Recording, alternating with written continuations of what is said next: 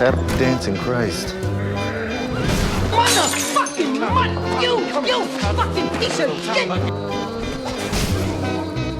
God damn it! Sekiro, more like Suckiro.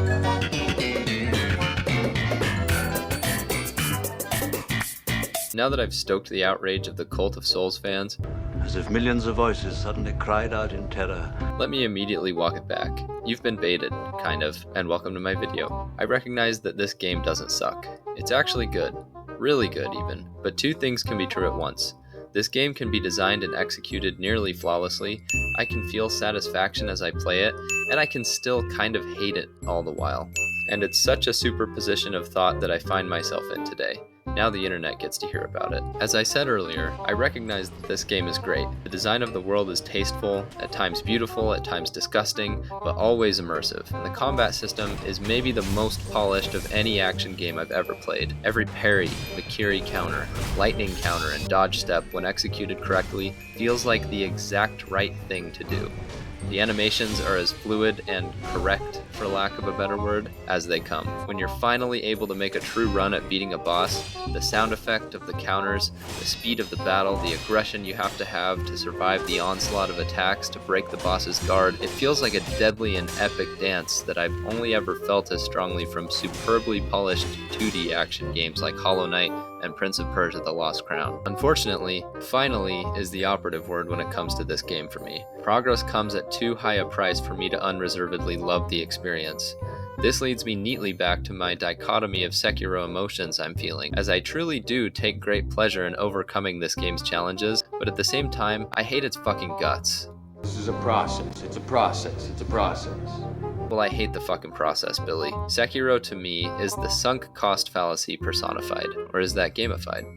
I'm sure you've heard the term before, but as a refresher, the sunk cost fallacy is a strain of logic that leads people to continue attempting to accomplish a task after they've begun to see diminishing returns. What's a diminishing return? They reason that because they have sunk so much time or money or whatever other resource into accomplishing the task, they have to keep going. Otherwise, it would be a waste. Cause you don't fucking have to. Cause you don't fucking have to. If you hear those words and think, well, yeah, that would be a waste, here are some examples that might help you to see why that line of thought can be harmful. It can be the culprit for couples who have long since soured in their relationship, staying together because breaking up would make those early years a waste. It can be the reason people stay in jobs that they hate for years and years, or the reason that someone continues to pursue a major in college that makes them miserable. On a lighter note, it can be the reason you finish a whole pizza in one sitting, even though you're no longer hungry. Because after all, there are only 3 slices left and you might as well. Finally, the sunk cost fallacy can convince you that because you've spent the last 2 hours trying to beat a mini-boss in Sekiro, you have to keep going until you win, even though it's late and you've got work in the morning. Extending the example further, it's the reason you feel like you need to keep playing the game in general. I have to do this. Because even though it stopped being fun hours or even days ago, you have to finish before you can move on to another game. Briefly, I want to make it clear that when I talk about the sunk cost fallacy, I'm not referring to times where you feel frustrated with your job for a week or so, or go through a patch of bickering with a spouse. Life isn't perfect, and you won't always want to get up to go to the office or sort out differences with the wife or the husband. But as long as your relationship with your partner, job, or team is mostly healthy, overcoming challenges is always going to be a part of the experience.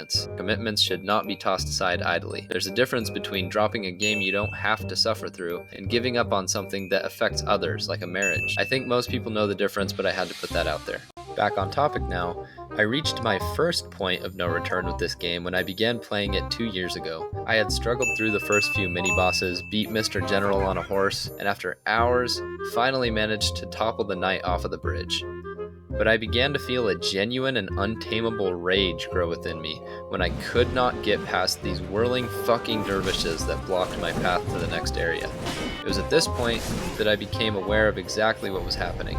My gameplay loop was going like this. I was getting my ass beat time after time after time, sometimes for hours, in an attempt to reach the next boss fight where I would promptly have my ass beat time after time after time until I finally won.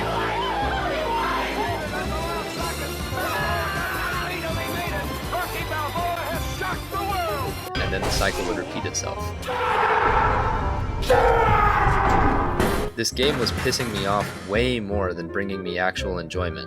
So I quit, and I lived in peace for 2 years. But one day, last month, I tried out Bloodborne on my cousin's PlayStation for the first time, and I realized something new about Souls games. You can run past hordes of enemies and not fight them.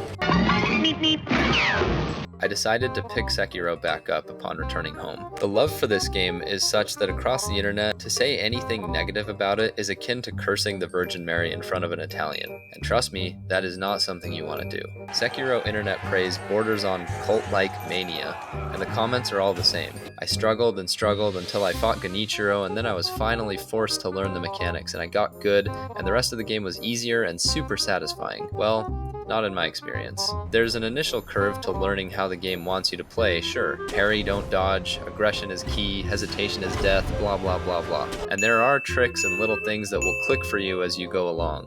But despite those aha moments, I have found that the learning curve for this game actually never ends, because each boss comes equipped with their own special learning curve for you to bash your head against for the next few hours. You'll be learning so much that you'll be a goddamn college graduate by the time you beat this game. Now, back to the misconception that Genichiro is the key to everything. I beat Genichiro after toil, strife, and so much trial and error that it's unmentionable.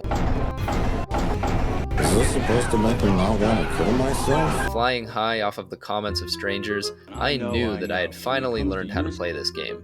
And oh, what's this? I was actually supposed to fight Lady Butterfly first? So you're telling me I took on Genichiro being underpowered and I still won? Oh, well this next section should be cake then. I made my way through the estate area only to get absolutely fucking mauled by this fat asshole and his gang of merry men for an hour. And after finally killing him, guess what? Lady Butterfly wasn't exactly a walk in the park. Fucking. It's all goddamn fake. That fucking bitch. Turns out, being able to beat Genichiro was good for one thing and one thing only. Beating Genichiro. Lady Butterfly and Orca Boy were their own kettles of fish. I do agree with the other comment I've seen literally everywhere, that this game becomes a rhythm game at some point. But brother, I've lost my groove. All this to say that if you've ever felt this way about Sekiro, some other Souls game, or any other video game for that matter, If you feel as I feel, I get you. Don't feel bad. And realize that if it's getting you to a point where you're genuinely upset and you can't even feel satisfaction in the process of iterating and getting better, quit that shit. stop it. It's healthier and more productive, and the game will always be there for you if you feel like you can tackle it again. The bottom line, I refuse to be in an abusive relationship with Miyazaki. I'll keep playing this game, but only for as long as it takes for my patience to die twice. And once that happens, I will not be pressing the resurrect button.